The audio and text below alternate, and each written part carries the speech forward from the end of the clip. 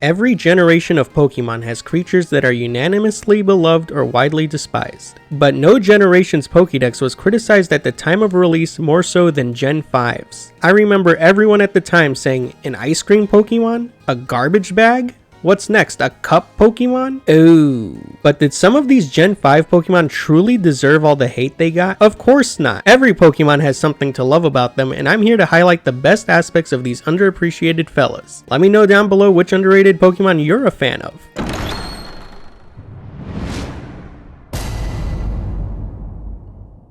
The first Pokemon I will be defending is Stunfisk, which I actually do really like. First, let me address that I will be defending Unova Stunfisk only. Maybe Galarian Stunfisk will get a video in the future, but not today. Now let me introduce my first argument, typing. Stunfisk has a cool unique type combination of ground and electric, which it only shares with Sandy Shocks. Ground is a fantastic offensive typing with one major flaw. It can't hit flying types. Pairing it up with electric fixes that flaw while adding only one extra weakness. Next is its stats. Stunfisk is surprisingly bulky with its 109 HP and respectable defenses, even slightly higher than Garchomp, who is sometimes used as a defensive tank. While Garchomp has the dragon typing and rough skin to help fill that role, Stunfisk has some pretty good abilities of its own. Static, with the chance to paralyze any opponent that comes into contact with it, and Sandveil to boost evasion in a sandstorm. Both really good abilities for a bulky Pokemon. It even has Limber in case the ground and electric typings weren't enough to quell your fear of Thunder Wave. In defense of Limber, Stunfisk could have still gotten paralyzed back in Gen 5 with things like Glare or Stun Spore, so Limber prevented those. And with access to utility moves like Scald, Infestation, and Pain Split, it can burn opponents, trap them, and recover HP. Now, I've proven its battle prowess, but let me address the real complaints people have about this Pokemon. It's ugly, or its design is bad. Oh yeah? Well, check out these freaking awesome Stunfisk slippers. Bet you feel really dumb now. I rest my case. Bring in my next clients.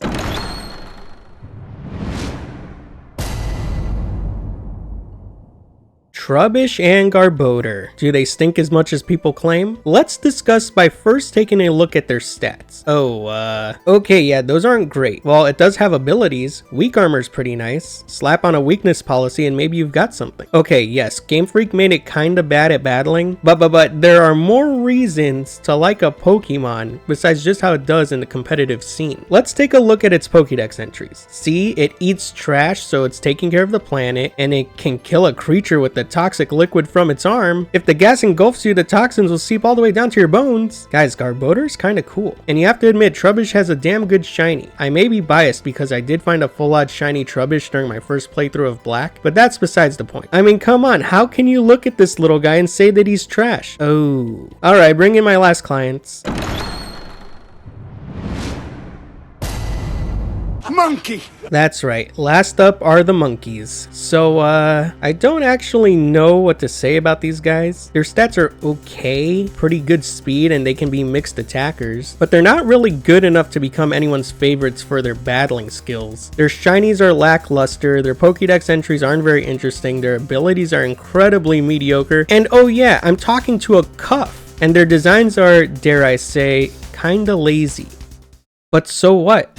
Just because I can't find something to like about them doesn't mean nobody can. They're gifted to you very early on in Gen 5, and it's a bit of a surprise that you even get them. It's not often you're given a gift Pokemon this early into the game, before their first gym no less. In lots of ways, the monkey ends up being your second starter, and I wouldn't be surprised if it stuck around in a lot of people's playthroughs to the very end. So why do they deserve love? Because they were there for players through their first Unovan gym battle. They were there for some players when they fought Getsis. Isn't being a part of the team enough of a reason to like them? Because they were an important part of the journey you took and the memories you made? Listen, at the end of the day, everyone is free to love or hate whatever Pokemon they want for whatever reasons they want. Maybe Stunfisk is your favorite because you used it in a Nuzlocke. Maybe Simisage was traded to you by a friend and it makes you think of them. Have we all gotten so shallow that we will write a Pokemon off as trash just because of how they look? I think it's important to recognize that every Pokemon is special in their own ways. If it doesn't speak to you personally, it still speaks to someone out there, and that's a beautiful thing. It shines a light on the important differences not only between Pokemon, but between all of us. Differences that make each of us special in our own ways too. That's why I don't think any Pokemon is truly ugly, because if you can look past what's on the surface, you might just— oh god, what the hell is that?